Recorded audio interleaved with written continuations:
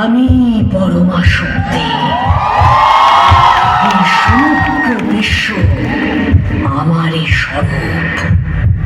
আমি বিশ্বেশ্বরী, আমি সকলের চেতনা অচেতনার অধীশ্বরী। জগতে ন্যায় অন্যায় সবই আমারই ইচ্ছার দ্বারা রচিত হয়।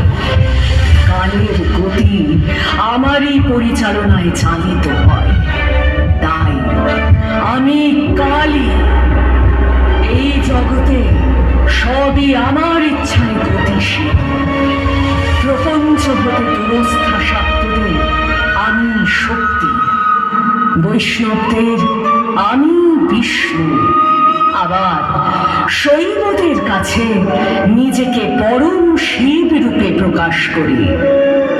ভবিষ্যৎ আমারই ইচ্ছার অপেক্ষায় ও বর্তমানে উপস্থিত সকলে আমার ইচ্ছাতে আজ আমায় দর্শন করছে।